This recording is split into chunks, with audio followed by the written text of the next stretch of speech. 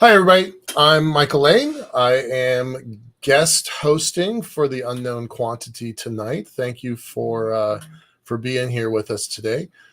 It's going to be an interesting show. I will tell you, I'm guest hosting because our normal host, Tom Olson, is out with a very fine, everything's okay medical procedure. He's going to have a full recovery, no big deal. This was scheduled in advance. But he's not going to be on our show tonight, which is fine. So Tom normally opens this show usually with some pithy quote or some words of inspiration. I don't have that radio quality that he has, so I'm just gonna be me. So our show tonight, we've been talking with the Center for Space Commerce and Finance, which is the host, the sponsor of this show. And we've really kind of narrowed down what we're going to be doing in the coming months. So we're gonna keep with the twice a month format, but half the time we're going to be focusing on the people who, quote unquote, write the checks. Those would be the VCs, the angels, the government organizations that write the checks to help space companies commercialize. And then the other half of the month, the other half of the shows is really going to be about the people who get the checks. So partly that's going to be our micro grant winner. We're going to talk more about the micro grant winners in a moment. But then also it's going to be the funded companies, the companies that are sitting on, 5, 10, 50, 100, $500 million that have been funded that are really the foundation of this cislunar econosphere. So that's how the shows are going to kind of start to play out now. So you're going to want to pay attention to both of those things. The Center for Space Commerce and Finance that has been hosting business plan competitions and helping entrepreneurs get started in the space sector for about 15 years almost. They've been really a terrific host for this show. Tom and I are both on the board of directors, and we're really using the show as an outreach tool, right? To kind of tell our story and get people involved in the commercialization of space. And to do that, one of the things that we've done is we've given out about $400,000 to the space sector, right? In a form of prize competitions, business plan competitions. And we've been doing that for a long time. $50,000 checks, $2,500 checks, a lot of different sizes and times. But we've hosted a lot of business plan competitions, and we've seen some real results, real world, tangible results. Companies have gone on from our programs and have become publicly traded. Some of them have went to SPACs. Some of them have been able to grow to pretty large numbers. But they all have to start somewhere. So we've got a new program, and there's a QR code up in the corner, in the left-hand corner here. We're starting something new. This is only our third month doing it, called the Space Micro Grants. And that's just $1,000 to a brand new, probably not even incorporated, in some cases, not even incorporated business that has dreams and aspirations. So we're going to continue doing these large business plan competitions, large check business plan competitions. We've got some really great plans firming up down in Sydney next year with the International Astronomical Conference. But there was a hole at the other end of the market, the very, very beginning stages. So we're gonna bring on our guest here in a moment. But I wanted to do a quick shout out to all of the military people out there. I'm a former U.S. Marine. My family was. My mom was in the Army. My dad was in the Army. Aunts, uncles, cousins, grandparents. They've all been in the various services: Navy, Air Force, Army. I'm only one of 2 Marines in the family, so that's kind of a big deal. But I wanted to do a quick shout out.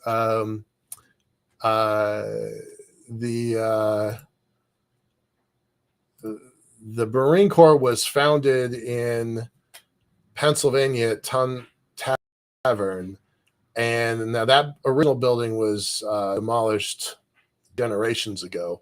But there's going to be a new replica of the Ton Tower birthplace of the Marine Corps showing up in Philadelphia. It's only a couple hundred feet away from where they originally started. So shout out to all my Marine brothers and sisters, and then shout out to all military folks in general. And with that, I'm gonna bring on our guest, and we're gonna talk about the micro grant that his team recently won.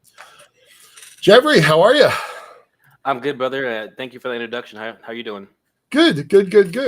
First things first. Congratulations on winning our micro grant. To remind everybody, this is no strings attached. So we can do whatever we want. So what's happening so far is each month we get a set of new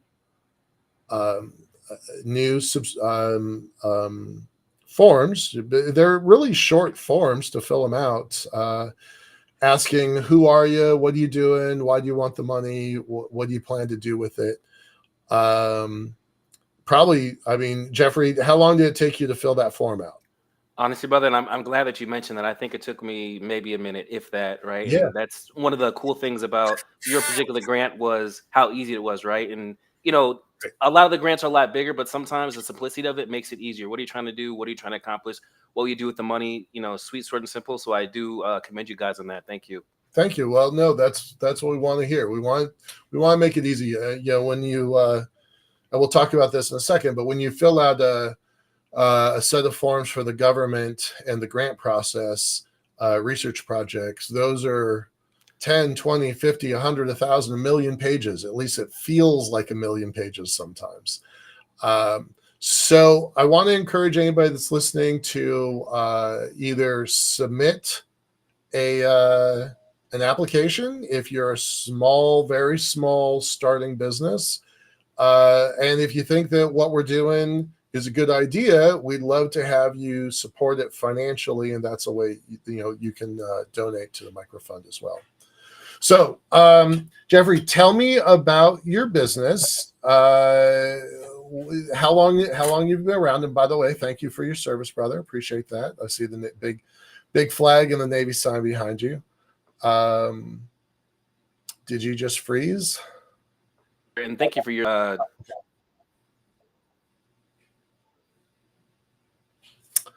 So Jeffrey's having some connectivity issues, so he's gonna come back. Let's see if we got him. I'm back. Sorry about that, guys. Yeah. No anyway, short and simple. Thank you for your support and your service as well, brother. But Problems Solved Aerospace is an aerospace company that solves nuanced problems within the aerospace and space industry when it comes to product development, right? So a lot of companies have an issue with novel ideas and it getting selected and get their companies funded. We're able to circumvent that process by utilizing technology transfer programs like the ones with NASA and integrate that technology into current problems that they're currently facing today. And sweating, instead of waiting 10 years building a product, like a rocket per se that they aren't going to use, it's a lot of capital and a lot of burn rate. Our success so far has really been in this last year. When I formulated the company, as a Navy veteran, I have a bunch of mentors that said, "Hey, you should get into government contracting." And I said, "What? The government? They wouldn't give me a contract." And they said, "You've done everything. You're 30 something years old." They're like, "You need to do this." And so it initially started out as just IT support services, communication services, right? But I had a passion with space, and I said, "You know what? I'll throw that in there, and then the rest will kind of just follow suit." And so again, the base of my company is government contracting, targeting the space industry when it comes to IT services.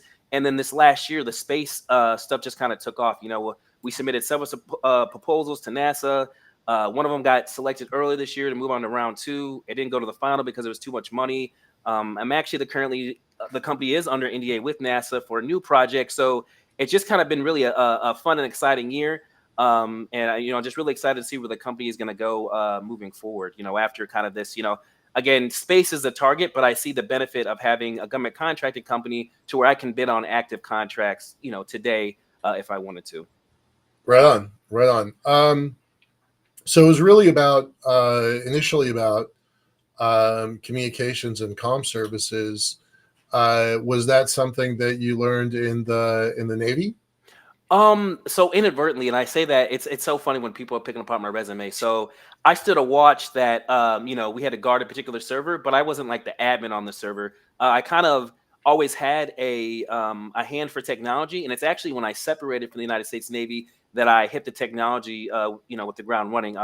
Amazon picked me up to launch some of their source centers in the Midwest. I'm originally from St. Louis, Missouri, and that's kind of where my technology and love for passion started, and solving problems, just doing it for companies. And I kind of that was a progression of my life and my career was working for these different companies, and whether a logistics or an IT kind of support role, and then solving the problems. And then it wasn't until 2022 when I was like, hey, and again, sitting down with my mentors, hey, you could do this yourself. You could start bidding on IT contracts. And actually, just a funny story is I moved to Arizona in 2020, and I had this weird kind of just like when I got there, I said, I'm going to do something in space. And, I didn't know if that was going to be, I'm going to be an astronaut, or, I'm going to fuel, whatever. I just said, hey, I'm going to do something in space, and just kind of, again, having that passion for technology and seeing where it interacts interjects with space was kind of, what I did for the 2 years before I launched the company is like, hey, actually, technology is what space works. There's actually a lot of synergy between the two, but also learning how to paint that picture and, to broader audiences such as, this one, NASA, and like the people that are, really looking to see what you can bring to the table. What do you want to do with the money? I'll tell you before we get into that, internally, our board, we really puzzled about whether or not to do this grant program, right? It's kind of different from what we were traditionally well known for. And there was a question mark about, does it help? Does it make a difference? And we all thought back to everybody on our board has been a space entrepreneur, right? And so we all thought back to that time when we needed travel funds to go to a conference to meet a client, business cards, incorporation, that earliest stage where we don't have a customer, we don't have a client, and yet we still have this aspiration and these dreams, and we got to pull the money out of our checking accounts. So we did struggle with whether or not this was a worthwhile endeavor for the Center for Space Commerce and Finance. So I'm curious. I'm really curious. We're still learning how to do this well. What do you want to do with the money? And again, no strings attached. So nobody's going to look for a report or anything from you later on. But we do hope that you'll stay in touch. What do you want to do? How did you hear about us? And then what made you decide to submit? And then finally, what do you want to do with it? Momentarily frozen. Spiel, but I think I found out. Nope, you're good. Oh. Testing. We got you. Yes, sorry about that, guys. Yeah, so essentially, I think I found out through a mutual connection, and I'll just go ahead and throw his name out. I think Michael Morgan, who's a retired Air Force colonel. I'm in his network. He's actually been like a semi mentor, maybe like not up on paper officially, but he's definitely been a lot of inspiration. And I think that he had sent me the link and said, "Hey, you should try out," because grant writing is hard. It takes a lot of energy and effort, and I'm a smart individual. I have some people that work under me, but I just need other resources, right? And Mhm. so what I plan to do with this money is use that for some proposal writing stuff that's actually coming up. I actually was invited for a step 2 proposal through Inspires. So we have Cool. a lot of proposals that are gaining traction, and this money will help us continue that traction. And you said something earlier, which is great, right? I don't have any customers yet, but I know that I will, given the traction that I've done without the support of customers, right? And I think that again, your organization should keep that in mind. Is look at the track record with the companies that don't make the money. Is in this last year, I mean, I'm involved in so many NASA projects, so I think that will be the number one thing. But also, I'm just like you. I'm a small guy. I understand that it's hard for smaller companies, to start up. So I plan to allocate some of that money and give it back. Right. I'm a firm believer in give more than you take. So I plan to donate some of the money to another space company, NavXCom, which is an upcoming company, right? And actually, the CEO was just in a terrible accident, right? And so I actually plan to donate some of the money to him, and then there's some other charitable organizations that I'd like to give some money to, because that's just I served, you served, man. That's just part of me, right? And I understand my place in this ecosystem, so it's I want to be able to pay it forward, as you'd say. Cool. Cool. Cool. You mentioned we didn't know you were a Navy vet when we picked you. It just happens to be that we just finished off with Veterans Day. What do you think that your military service had to contribute to your business? Oh, I'd say it's the only reason why I started the business, right? I think that what for most service members, once you reach like that level, right? I mean, you're serving the federal, you're serving the federal government. There's not really much of a ceiling that you can peak, right? And I think that once we separate, we want to continue to contribute to society and give back, right? And I think that I just woke up one day and say, man, I've done a lot. How can I still continue to serve my country by giving back, right? And that's kind of why Problem Solved Aerospace was born, right? Is, yeah, we target the space industry, but I also want to support DoD to support our brothers that are currently fighting our wars, right? Okay. Because, there might be something that I can see working on the civilian world that they don't. And I was there and I've been there and done that. I just want to make sure that they have the best, available equipment, technology available. But to circle back to, the main point is, I mean, it played a pivotal role and probably the only reason why I'm doing it. I'll go ahead and shout him right now. I think he's a master chief, but, now I'm just having a brain fart because I forgot his name. But anyways, master. He was my master chief, my command master chief. Where I served him at the time, and he was hard on me, right? And Right. I didn't understand why he was hard on me. But as you get older, you understand why they're hard on you, because they see the potential that you have, Yeah. and they know that you're going to be somebody, and you need to learn these lessons now, so that once you enter the arena, you're able to navigate it, right? And I would say that in the 3 years that I've been doing it, if I didn't have those hard lessons from my master chief, I wouldn't be doing this, because I tell people this: there's been a lot of no's, but those no's is what keep me going. Those no's are what's like, what? It's taking that feedback. And, I think that, people say I'm the scientist, but it's like, I've learned to really step back and say, hey, how can I pivot or receive that feedback or that feedback and keep the business going? So I'd say the Navy was, great at that. They were hard, but it was a good hard. It was like, hey, you're making a mistake. You need to correct yourself and to get better. And, I think about my military career, and, as I made my way through the ranks, it was like, you look back, it's like, oh, that's why I had that hard lesson. It was prepping me for the next rank. And it's always it's always foreshadowing, right? You don't understand that until you have to look back. And it's like, it's funny, I reached out to Master Chief, and I think he's in the middle of the Pacific right now, and I said, I'm really thankful that, I didn't get to say this thing, 15 years ago, but I thank you for those lessons, because I wouldn't have this company that I have now. And, his response was, hey, do you need a chief engineer when I get out in 2 years? So it's, I think that's the fine thing about the military, right? Is that transcendence, right? Is that it's not about, the color of our skin, but it's about people that have the same ideals and belief and come together and, submit the mission, support the mission, right? And that's what I love about the United States military, is that transcendence, right? It's not about the different classes. It's not about that. It's about coming together as a people, and it's and accomplishing goals, tackling problems, but at the same time serving the greater good, right? And that's just where Problem Solve Aerospace. as you get more and more, as you get deeper into the We're going to support you in this sorry, way. we got a delay there. As you get more and more into the ecosystem space, especially the commercialization side, uh, you're gonna see that we're all very mission driven. Everybody's mission driven in this sector. So yeah, you'll see that. And during the rest of the program today, I'm going to be talking an awful lot about some changes coming up in the commercial sector, and some of it going to be coming out of the Space Force, especially. So, Jeffrey, problem solved. Problem solved aerospace. Thank you very much. Congratulations on your win. Do you have any last thoughts before we sign you off? No, Michael, you can still hear me, correct? I don't know if I. Okay, Yep. gotcha. Well, no, I just want to first of all say thank you to Michael. Be sure to tell the other brother, Tom, to get well soon, and honestly to your organization. And again, I hope that you guys can use this as like a model to show that it does work, right? And it may not seem like a lot of money, but it really does help me. And I'm hoping that I can, in January there's some big news coming out, and I'll be able to show and yield those results with, again, the results of you guys give me this no strings attached grant. So I greatly appreciate that. Hooyah, go United States Navy, go America. And again, thank you, brother.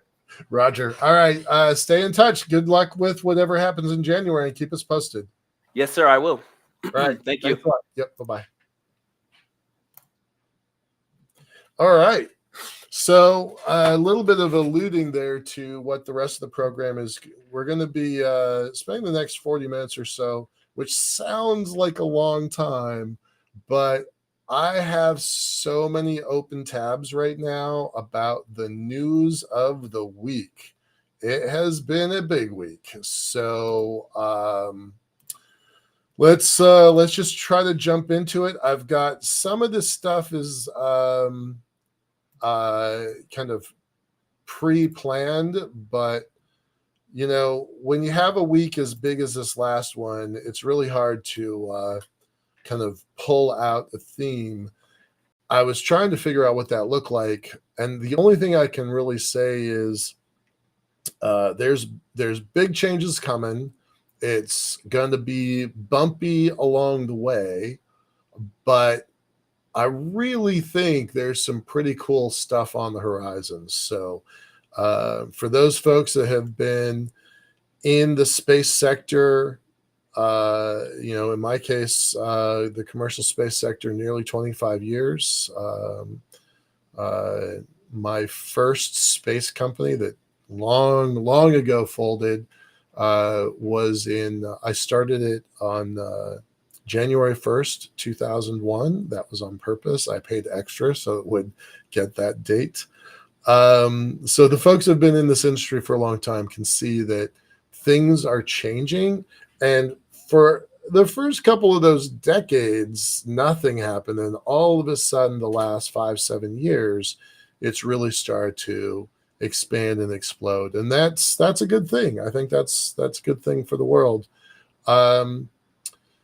So without taking sides, blue or red, we all know that America changed its mind this last week. And there are profound changes coming from that shift in administration, shift in policy, shift in focus. Before we dig into that, I want to stress that space has historically been purple. So this is a passing of the torch from blue to red, but space has always been purple, really since the beginning. There's the folks that really push the military elements of it. GPS helps every citizen of the world. It's not just an American tool. Credit card transactions bounce off of satellites in the sky.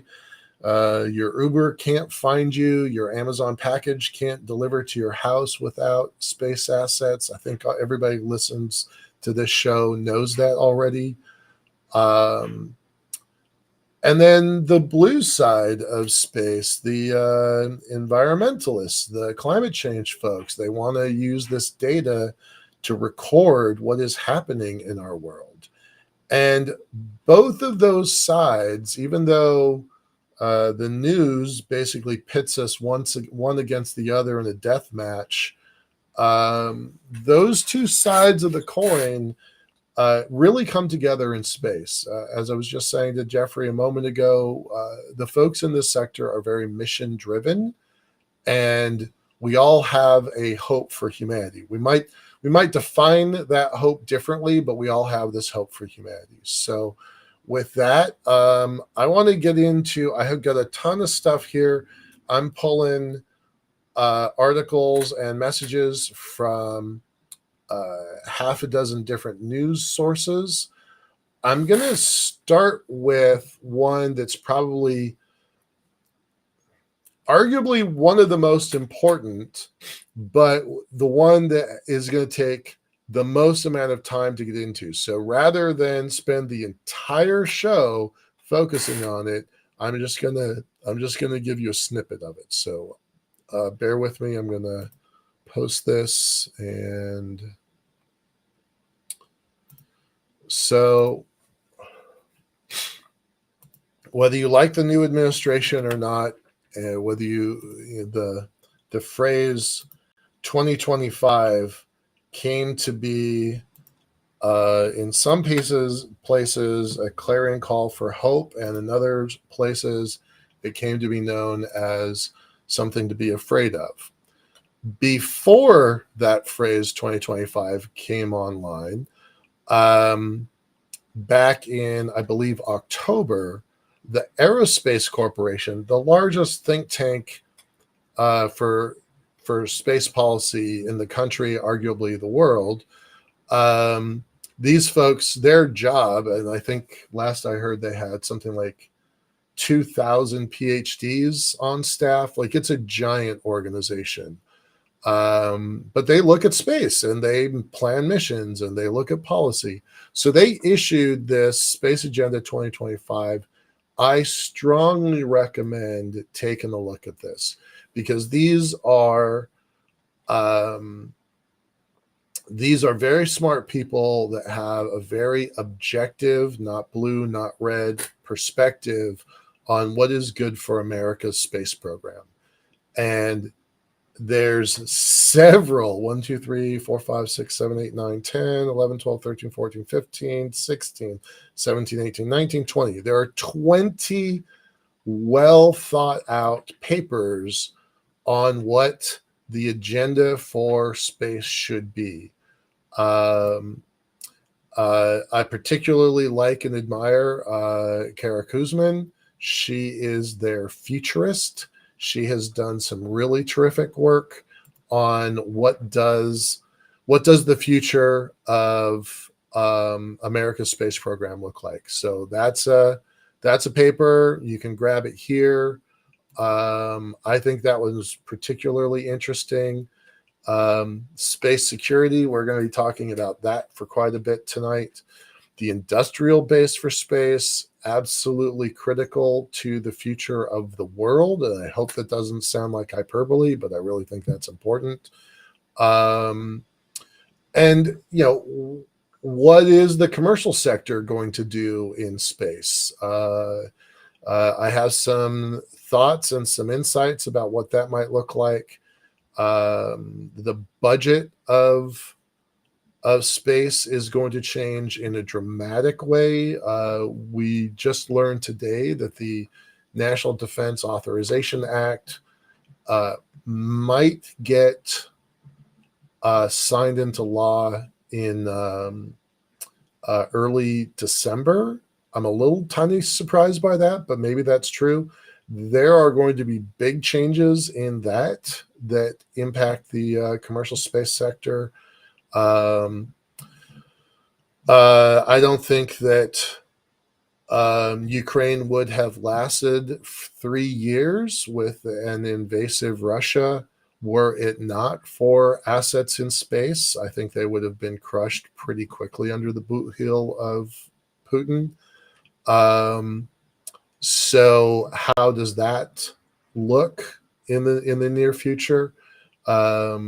This really having an unblinking eye in the sky is the only reason Ukraine still maintains its autonomy. So I have high hopes for that. There's a lot of talk about if America takes on an America first perspective and leans into this isolationist philosophy, where does that leave the European Union and specifically European Space Agency? There are some folks that think that ESA may take a lead in space while we're contracting, and I think that's a really interesting lens to view the future in. I'm always a big fan of Brian Whedon. I know Karen Jones slightly. So these articles are particularly interesting. The space economy has really expanded. It's very close to 600 billion a year now. And for the most part, people don't know that it's out there. So it's crazy how I see it and how the rest of the world sees it is very differently. Angie Buckley is a professor of mine from International Space University. She was the dean of International Space University. Her insights are remarkable, especially given the focus on cislunar space and the moon. I think those are really interesting. And Audrey Allison is a classmate of mine from the ISU's MBA programs. So you might notice a theme there. A lot of the Aerospace Corporation best thinkers are ISUers. One of my interns is there now. So yeah, I'm going to leave you at that. We could probably spend the rest of the entire hour on just these papers. I'm hoping that you will go and do your own homework and read some of these things because they are fascinating. Moving on, because we have a lot to cover. I'm going to close that tab out. So move on to the next thing.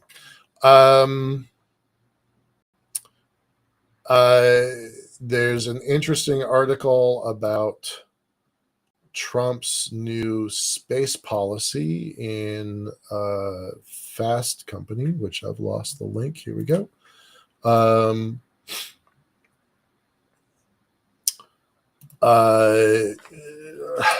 Lots of changes. This article is interestingly a couple days old, and Mike Garcia did not retain his position.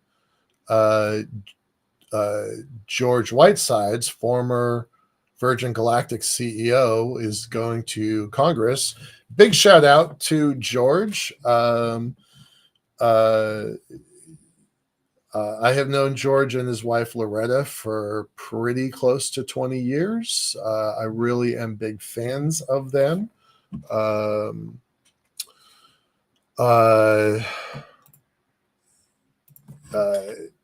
George just won his new seat, and this Wikipedia article doesn't really do the guy justice. So I'm going to shout out some of his praises because he's earned it.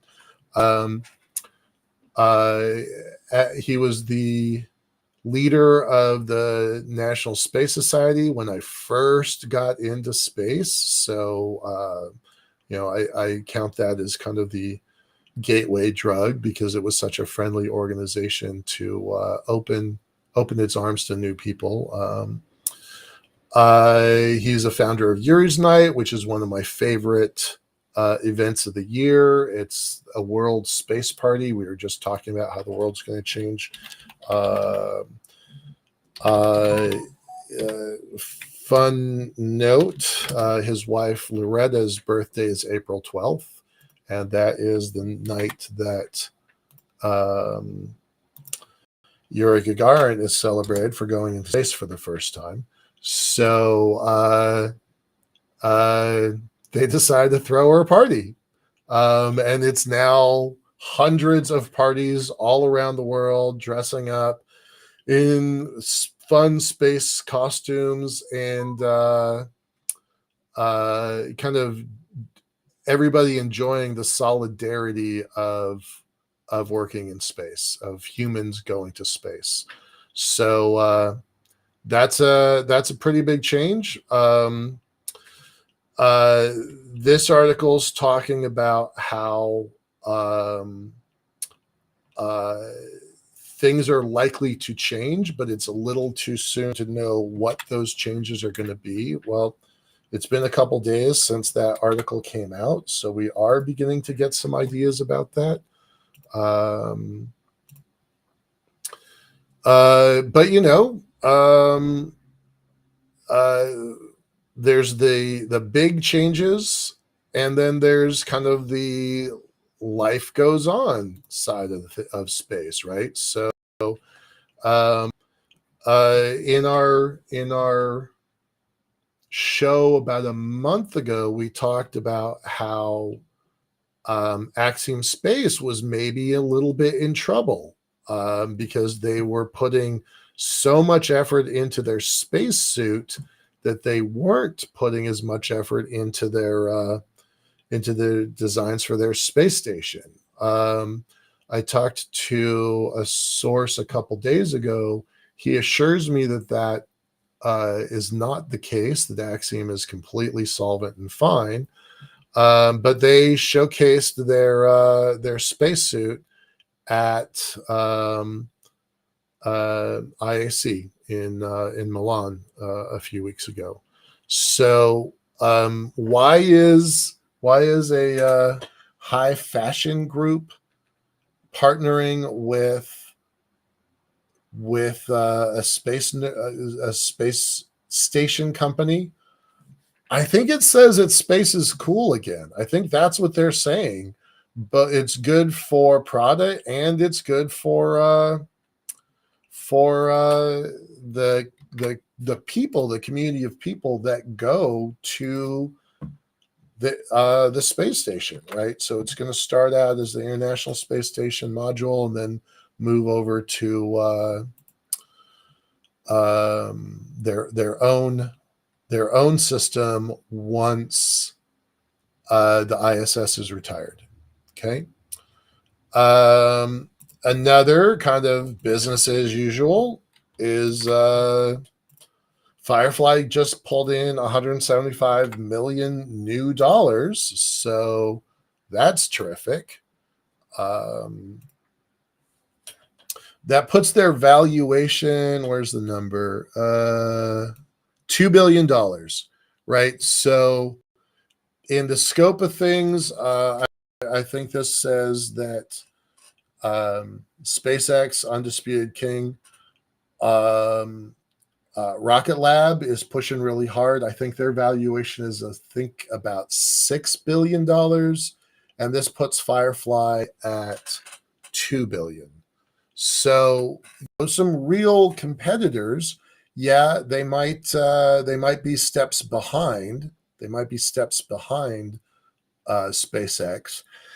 We can't really get a valuation for Blue Origin only because it's not a public company by any definition. So, where does Blue Origin fit in the pantheon? I would argue they're pretty big, but it's nice that the industry as a commercial sector is really starting to identify valuations of these companies. It's been kind of forbidden for the last several years for companies, venture and angel companies, to invest in another rocket company because Space Fund was tracking more than 100. I think that number eventually blossomed to 150, nearly 200. You got to be doing something pretty different to get capital in a rocket company now. right? Most of those companies are going to evaporate. But it leaves some pretty solid, strong players on the other side. So, yeah, I would say that that's kind of business as usual as well. The next one I think was interesting this week is the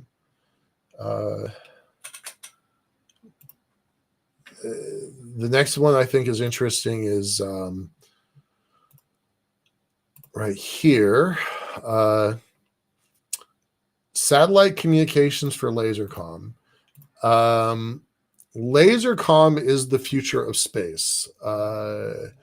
You know, I love the spectrum arguments that we've had for generations, decades, about which communication band that we're using. And I don't know, this might be a little bit too deep in the weeds, but the reason satellites have to be spaced out, especially this is true at GEO, but it's also true at LEO. There's a wedge. If you can imagine the ball of the Earth, and then from the center of the Earth out, the world LEO. I'm sorry, it's easier to understand under GEO. Geosynchronous orbit is slotted into about 2,000 slots. If you can imagine 2,000 slices of pie all the way around the Earth, extending out to geosynchronous orbit, 22,000 miles above Earth. Those slots were designed and decreed by the International Telecommunications Union as a way of keeping interference and crosstalk from one satellite to the other. And for a long time, those spectrum wars dictated who was able to do what in space. And then comes along lasercom, right? So what was happening was these radio systems were getting overwhelmed. There was too much of it. You know, these rules were put in place when there were 10 satellites in the sky. There's 10,000 satellites in the sky now. Spectrum saturation is a real problem, and it's one of the reasons why these satellites are getting, they started out as CubeSats, and now they're getting bigger and bigger and bigger and bigger. They're not going to be cubes anymore for some of these giant constellations. So the next step in the technology iterations of space is going to be laser communication. So I thought it was really interesting that Sony got into the game. There have been smaller, very small niche players in this sector, but I was really surprised that Sony's getting into the game, because that tells me, you know, when a global 100 company decides to do something, they think there's something to it, right? There's a market there, there's value there, there's some sort of demand signal that justifies a giant organization like that to get into a market like this. Either they have a crystal ball and it tells them that there's a fascinating future there, commercially and financially viable, or they want to use this as an R&D project and spin up a technology that they think has other applications. However Sony views the future is going to impact all of us. So this is brand new news as of just a few hours ago, and I think it's really big. I think there are important implications to it.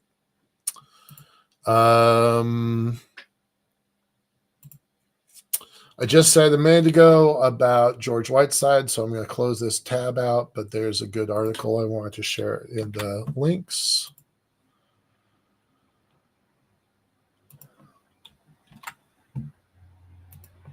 Hey Jonathan, I'm seeing you like these posts. I don't understand one of your comments about you didn't realize there was much can you explain that a little bit? I'll try to answer your topic, your comment. And thanks for being here, Jonathan. Appreciate it. If anybody else has comments they want to toss in the chat, just feel free. Let's see. Okay.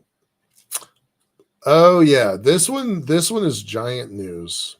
There's going to be there. Let's talk about.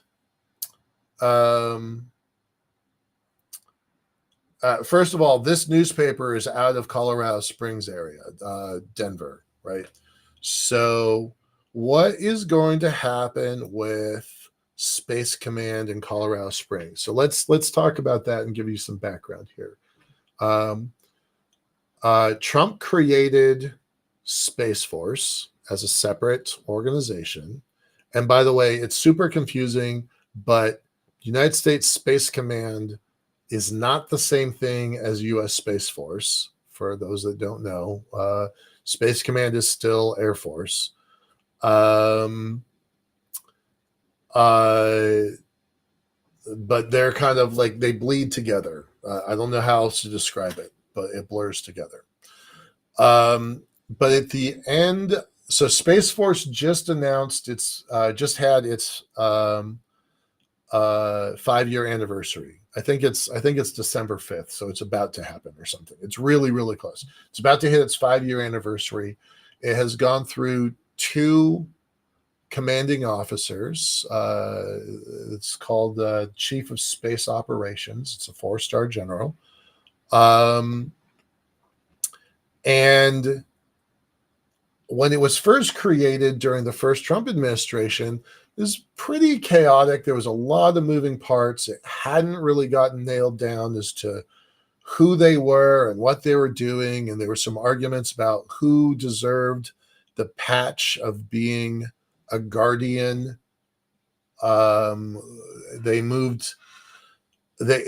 they only moved to like 1,100 Air Force people from Air Force to Space Force, and then moved up to 3,000. And then they started looking at the Navy, the Marines, and the Army all have space assets. So how do they start incorporating that into the new force?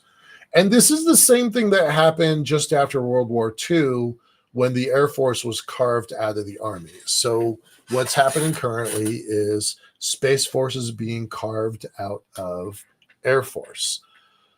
But when you're talking about budgets in the 3, 5, 8, 11, 22, and currently $26 billion, there's knife fights, right? People get pretty upset about those budgets. And so at the end of Trump's administration, there was a very controversial move to post Space Force headquarters and Space Command down in Huntsville, Alabama. If you'll remember, Huntsville, Alabama is where Wernher von Braun was brought to the United States in Operation Paperclip, and that became the beginning of the Army's ballistic missile ranges, and that's the space program that we have now. So Huntsville has a long heritage of supporting the space race. It is the beginning place in America for space systems. So then fast forward, the representative from Colorado Springs and the representative from Alabama, Huntsville, get into a pretty big argument. And in the waning days of the Trump administration, it was considered a political move. The commander-in-chief, then President Trump, assigned the location of Alabama. So then fast forward, immediately after taking office, Biden reversed that political move and said, okay, it's going to stay in Colorado Springs. Now, here's my own bias. I'm sharing it fairly. I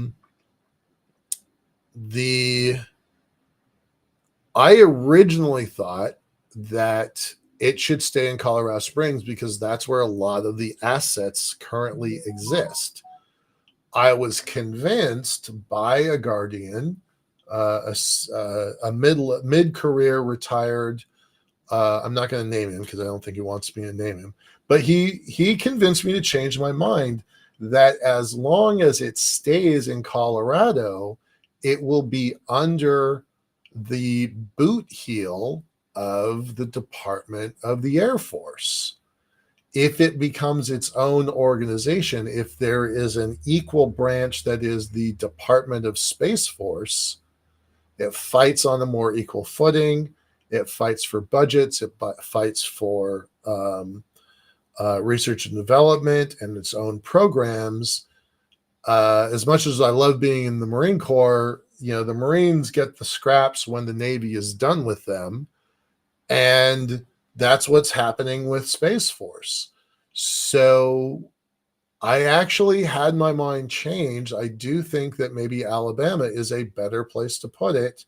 I'm a little surprised that I'm saying that, but I had my mind changed about 3 years ago, while it was still firmly going to be in Colorado Springs. So I do think that this is an important thing. And while I think that this headline is definitely motivated by the politics, I think the end goal of a better Space Force might be better served by going to Alabama. So long-winded answer to that.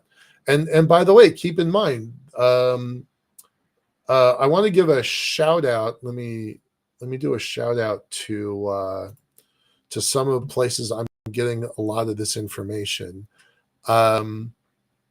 There is a source called the Sadler Report. Let me see if I can. I don't have that link pulled up here.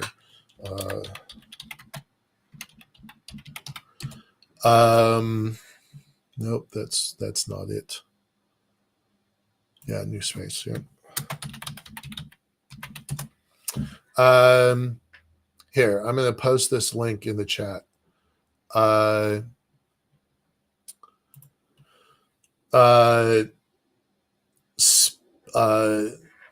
It used to be called New Space New Mexico. It's now called New Space Nexus down in New Mexico in Albuquerque. They have really been pushing the commercialization of space and the partnerships with industry. They host an annual event each year focusing on the industrial base of space. It's pretty important. But a lot of the news that I'm sharing with you all today really comes through this New Space Nexus and their Sadler Report. So I read it pretty much every day. A crazy amount of contents coming out of this as a result of the recent elections. So more than I can possibly cover today. But some things I do want to talk about that come out of this Sadler Report.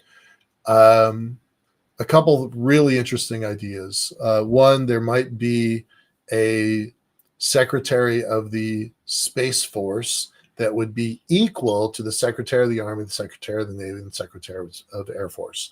That would be a giant change. Notice the Marines don't get a secretary because it's under the Navy. That would be a giant change, and it would elevate Space Force at a level that, frankly, is beyond my original wildest dreams. During the Obama administration, there was talk about creating a Space Force. I was asked to prepare congressional testimony. Ultimately, that didn't happen, but I always assumed it was going to stay subordinate to the Air Force, and this change could elevate it to its own level, and that would be amazing. So that's one element. Another element is that former 3-star General Lieutenant General Quast would be a terrific candidate to head that agency, be the top dog there. And I think that would be fitting because General Quast risked his career, and I mean that in the real sense, for pushing forward the Space Force idea. So I genuinely could not think of a better qualified person than that. So that's exciting. Space Force was originally created, and one of the arguments was it'll keep the budgets compressed and prioritized for space. And the budgets start out super small because there were only 1,000 people that are going to move into it. And then over the last couple of years, Space Force's personnel is hovering around 10,000 people or so, a little bit less, a little bit more, something in that range. They have absorbed the space assets of other organizations, but their budget has grown to it's just slightly more than NASA. It's about 27 billion versus 26 billion or something in that range. But because the personnel numbers are so small, Space Force doesn't have its own bases, for example. They're all parts of Air Force bases. It doesn't have the same level of staffing and personnel. So what that means is that $27 billion is actually getting spent in the commercial sector to build more satellites, more launches, a giant research and development budget. And that is a good thing. That's a good thing for our industry. It's a good thing for America. It's a good thing for our partners in the world. And there's talk about that budget moving from not just 27 billion. It might be 30 billion by the time the NDAA that I mentioned earlier, National Defense Authorization Act, that's going to come out in a few more weeks. But there's talk about that budget moving from 30 billion to 40 billion to possibly $50 billion. And I want to stress the very highest percentage of that is going to circle back to the commercial space sector, whether that's in contracts for research and development or ground stations or higher resolution cameras. There's a lot of different ways that is going to come online, but it will be a giant customer for our industry. It won't be the only customer, but we talk about it in terms of in real estate terms, like sometimes called an anchor tenant. In this industry, we refer to it as a lighthouse customer. It's not the only customer, but it's a customer that says, this is safe passage, this is understood territory, and we want to encourage this activity. So the government as a lighthouse customer. So those are just some. I didn't even get to even half the news that I was looking at. There's so much of it. I've given you snippets.